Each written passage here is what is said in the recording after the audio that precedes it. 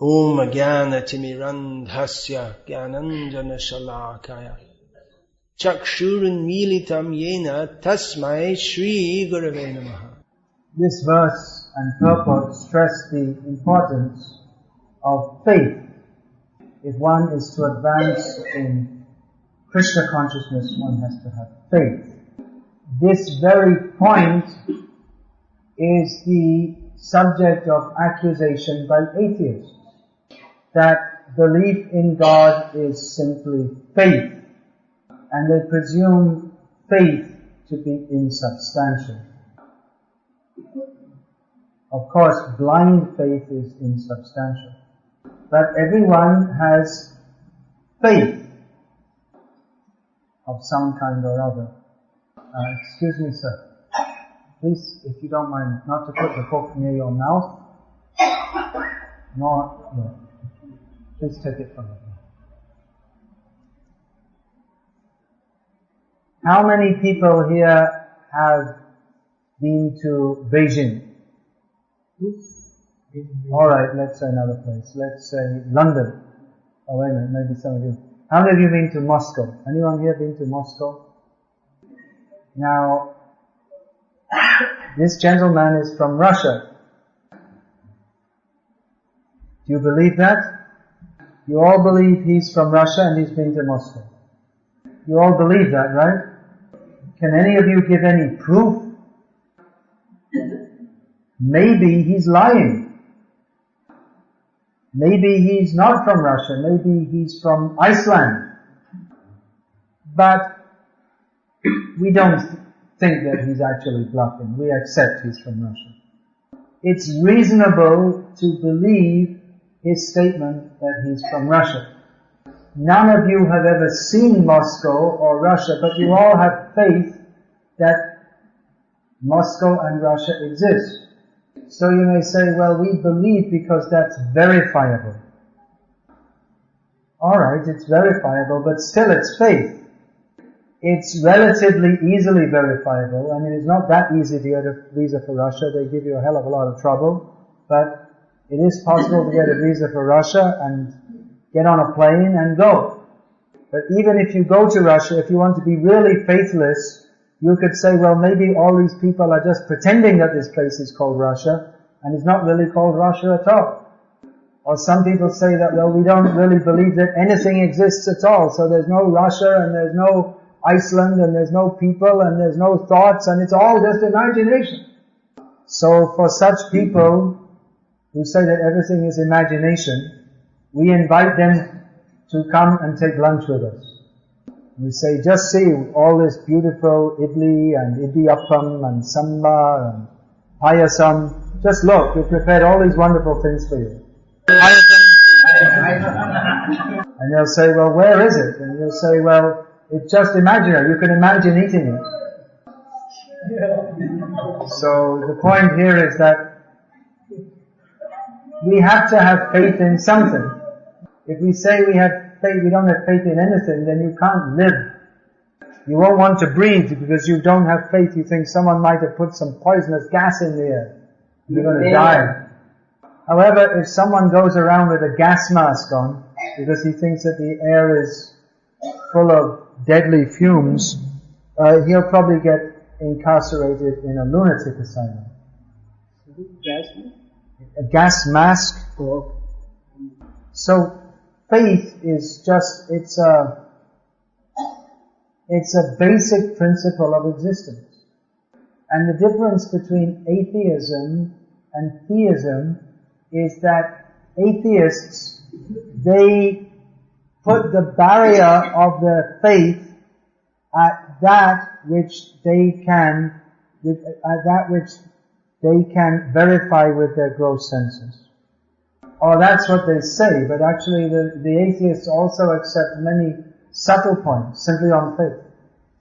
For instance, we'll find that atheists, if you tell them that if you introduce this person is studying quantum theory at university, they'll accept what is quantum theory, although they have no idea what it is. And even if it is attempted to be explained to persons who are not quite advanced in physics, in quantum physics, then it will not be understood because it's a highly subtle subject. In English there are many books of popular science which try to explain the concepts of advanced science in relatively simple language. But at least one actual scientist who I spoke to, a PhD in atomic physics, thought that such books, they actually don't help the cause of science because they simplify it so much that they don't really convey the meaning, the actual meaning. A PhD in atomic physics, by the way, was a devotee. So anyway, faith here is on the basis of Chaitanya Charitamrita. Transcendental faith is based on faith in the sublime. That beyond this, the gross manifestation of what we can perceive, and even that which we can imagine on the subtle platform of matter, there is a higher existence, a spiritual existence. And that this can be experienced. We have faith that Russia exists because we have faith that others have experience of going there and being there, and that we could also go there and be there. And faith in spiritual reality is faith that we can also experience that. Persons who lack this faith cannot advance in Krishna consciousness. Now, at the present time, we are not in Krishna consciousness. We are in material consciousness. Krishna consciousness means to be always absorbed in thoughts of Krishna. And material consciousness means to always be absorbed in thoughts of how we can satisfy our senses on the gross material platform. Now we're talking about faith in Krishna consciousness. The gross materialist has no faith in Krishna consciousness. The neophyte devotee has slight faith in Krishna consciousness. The madhyamadikari or middle level devotee has firm faith in Krishna consciousness. And for the topmost devotee, there's no question of faith in Krishna consciousness because he's living and experiencing that at every moment.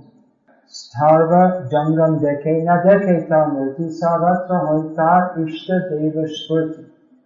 Whatever he sees, he doesn't exactly see the form, but he sees everywhere the manifestation of his worshipable Lord Krishna. It's just like you can point to this fan and say, do you believe in this fan? And it seems like a foolish question. Why should we not believe? Everyone can see it.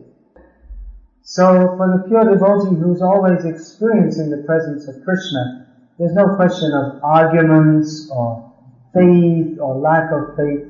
Krishna is the reality that he constantly experiences in pure love. In this purport, Srila Prabhupada writes that faith is created by association with devotees.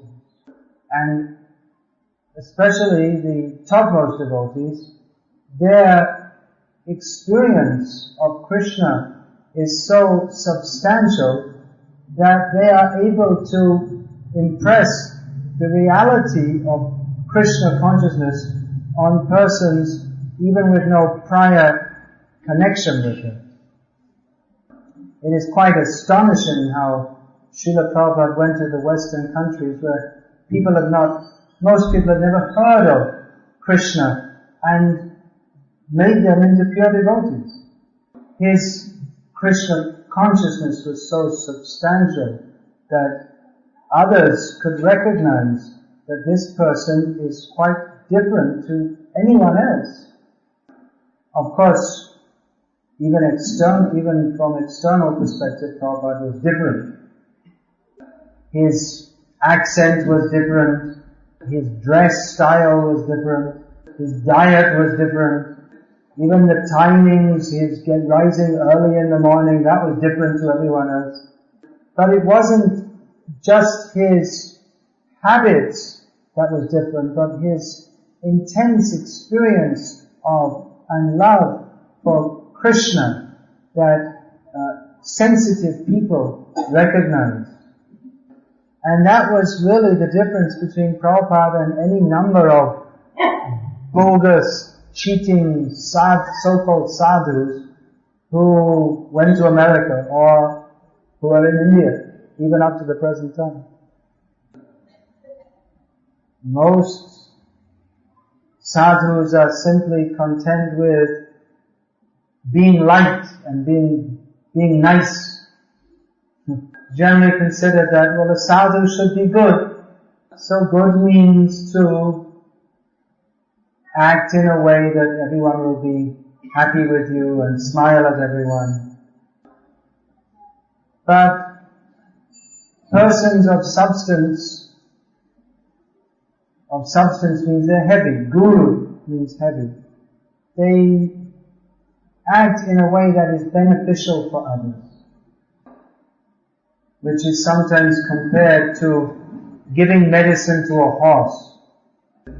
To orally give medicine to a horse is not a very easy job. If the horse doesn't want to take it, it's not an easy job. The horse can bite you, the horse can kick you. So one has to be very determined, very expert to give the medicine that it doesn't want to take, but that it must take for its own benefit. If we simply, or another example, someone goes to the medicine shop or goes to the doctor and he says, you must take this treatment and this bitter medicine. He says, well, why don't you give me some nice tasting medicine? If the doctor is a cheater, he just wants to conduct some business, he'll agree, okay.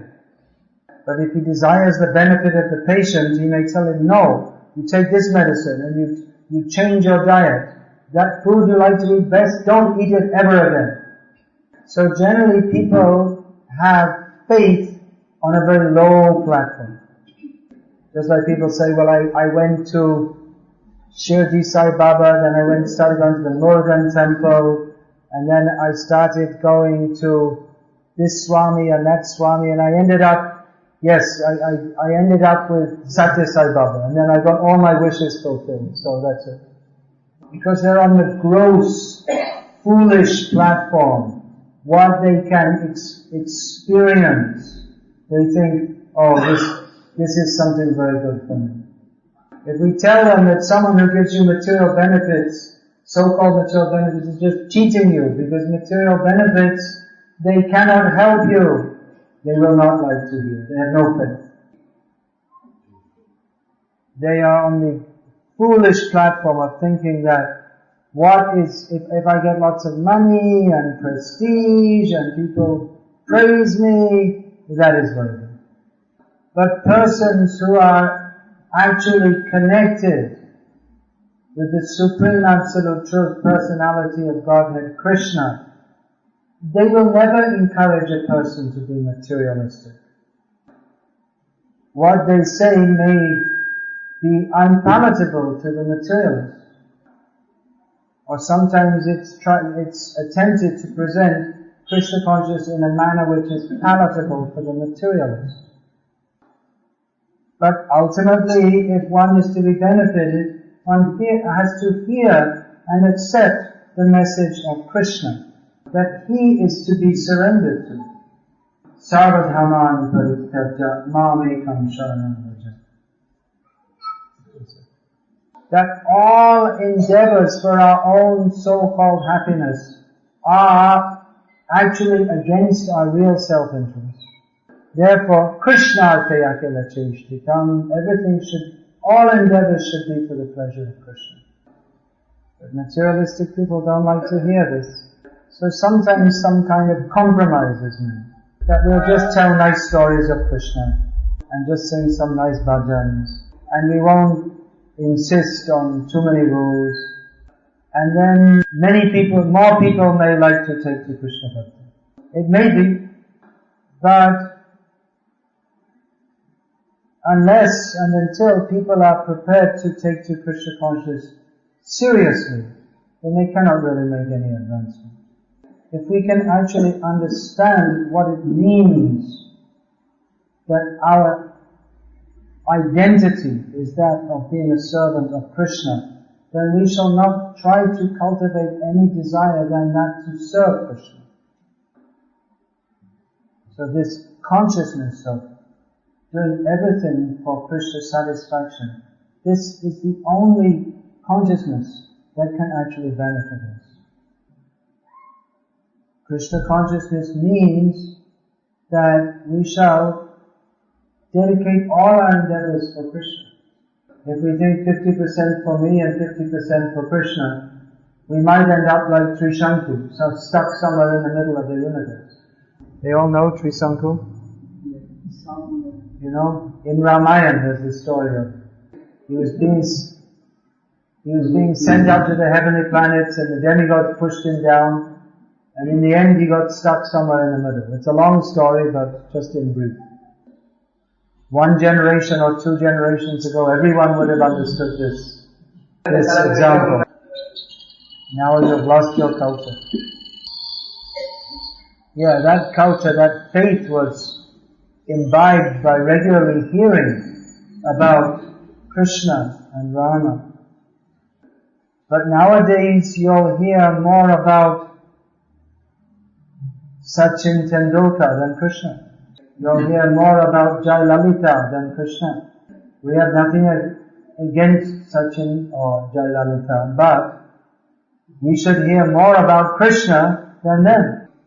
It is an imbalanced civilization that promotes sports stars and politicians more than the Supreme Personality of Godhead. So people have become very light and foolish. And even religion as it's practiced nowadays is mostly light and foolish. People think, as Prabhupada notes here, some people come to Krishna Bhakti, then after practicing it for some time, they go away. Their family members or friends say to them, what is this? No going to cinema, no TV, no tea, no coffee, and they start to think, what's wrong with me? And then they give up their interest in Krishna consciousness. Or another insubstantial approach to Krishna consciousness is to think that giving up tea and coffee in itself constitutes Krishna consciousness. Giving up tea and coffee is a very small thing. We have to give up all our material desires. Who's ready for that? It's not such an easy thing. Therefore, it requires great faith that after giving up my material desires, I will get that which is more substantial than anything material. Again, that faith is generated by association with devotees. When we see that devotees are not cultivating material desires, they're not like other people, but they have, nevertheless, they are happy in a way that no materialistic person can ever dream of being, then we also desire to be like that. Unfortunately, materialistic people cannot understand the position of a devotee, and they presume him to be materialistic like them. Sometimes, or even neophyte devotees cannot appreciate the position of an advanced devotee. Because a neophyte devotee has many material desires, he becomes impressed when he sees someone who performs great austerities, and he thinks, this is the greatest devotee. Whereas the topmost devotee, he may not perform so many austerities, he has no need to. Then again, a neophyte devotee seeing that a topmost devotee doesn't perform so many austerities because he's simply engaged in serving Krishna, he may mistake him to be a sense enjoyer and imitate him. So one should understand that the characteristic of a topmost devotee is his full commitment to serve Krishna in the manner that Krishna desires him to. This is just the opposite of materialistic consciousness in which one thinks, how can I utilize everything in this world and all my energy to live here as comfortably and happily as possible. So this is the life of surrender or sharanagati, the pure devotional life. And it means to go, to progress from the level of gross selfishness or even extendedness selfishness. Extended selfishness takes the form of altruism, humanitarianism, nationalism. Krishna conscious means to understand that everything and everyone is meant for the service of Krishna. So this process of sadhana bhakti is meant for leading us to the stage of full surrender to Krishna. Giving up all material desires. If we say this, people get afraid.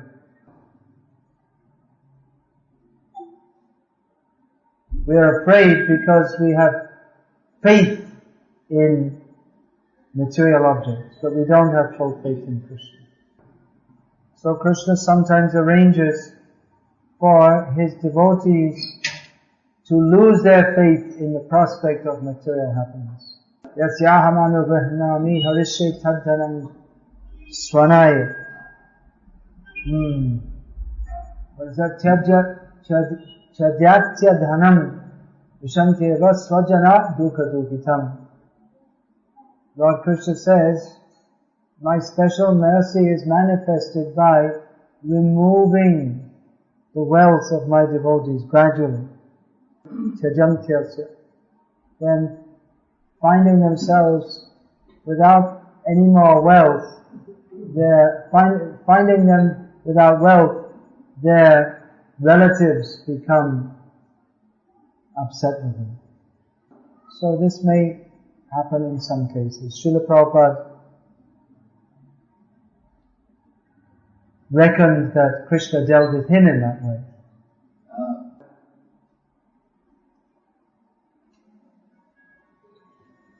But one way or another, devotee has to dedicate mind, body, words, everything fully in the service of Krishna. This may sound like a very severe prescription, but when we have faith that this is certainly for my topmost benefit in the very best of ways, then we shall certainly embrace it. The beginning is to have the faith to hear these topics. Not everyone is coming to hear these topics. At least if we regularly hear, then we may gradually begin to understand. We should hear constantly. We may hear a lecture for 1 hour in a week, and the rest of the 147 hours in the week, we're hearing, don't surrender to Krishna, don't surrender to Krishna, don't surrender to Krishna. It may be that no one's saying directly, but that is the underlying message of every person in the material world. By advertising, buy these kinds of shoes, or go on a holiday to Singapore. But all that advertising, forget Krishna, forget Krishna, forget Krishna. Just by talking, oh, my brother's wife was admitted to hospital, and talking so many different things. The underlying message is, let us together forget Krishna, let us together forget Krishna. So at least once a week we should come and hear that we have to remember Krishna. But if we are to actually remember Krishna, then 1 hour a week will not be enough. If we're actually understanding the message, then we'll want to remember Krishna at all times, in all places, and all circumstances. And for that purpose, we will do whatever is required to cultivate remembrance of Krishna.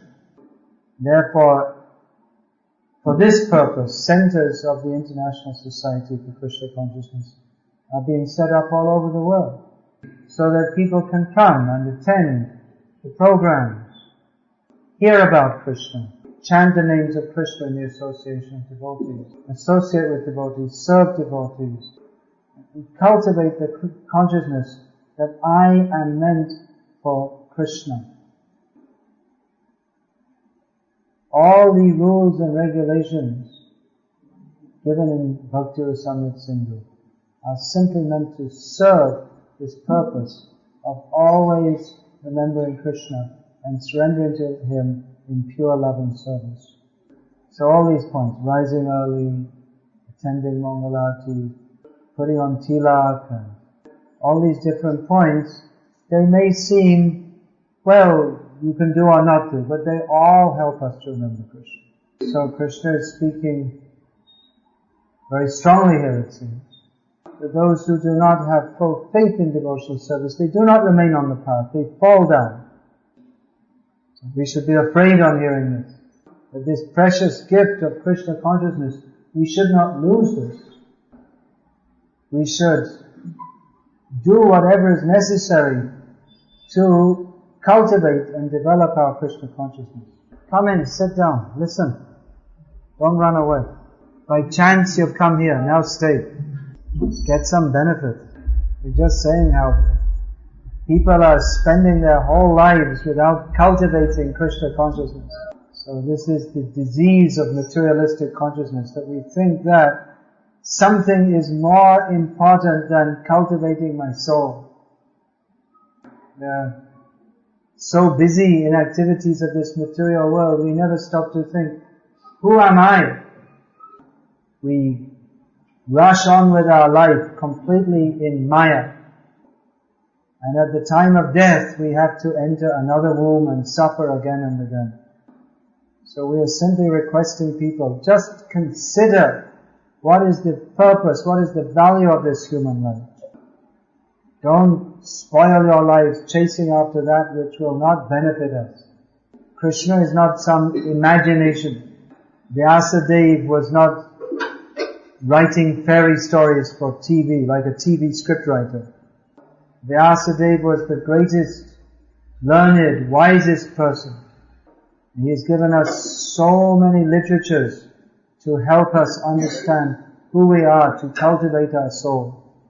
Because in Kali Yuga we are of small intelligence. Sri Krishna has kindly given us this Bhagavad-gita, the whole of the Vedic knowledge in shortened, simplified form. So if we don't cultivate this knowledge, we're simply spoiling our life uselessly. As Krishna, Lord Krishna states, we find in the Srimad Bhagavatam, Labdva sudurlavamidam bahusambhavante manusham artajama nityam api hadira turnamya tetana patet anumityayavam Nishayasaya Vishayakalu Sarvatasya. Having obtained this human form of life after many, many births and deaths, we should not squander it, simply trying to find some pleasure in this material world. This human body will not last very long. Very soon we shall all have to die. So before that time, we should develop that consciousness by which we do not have to be born again. That consciousness is Krishna consciousness. To understand that I am spirit soul, I am part of Krishna, I am meant for serving Krishna.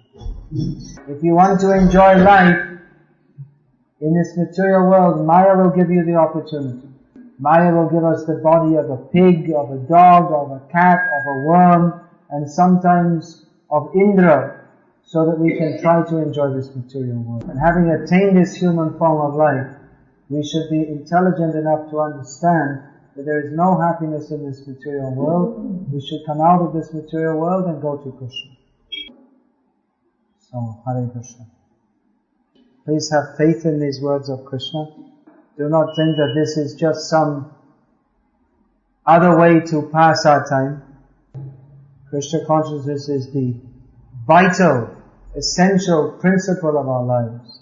This is confirmed by all the scriptures and by all great acharyas. Hare Krishna. Any question about this? Alright, so let's chant Hare Krishna.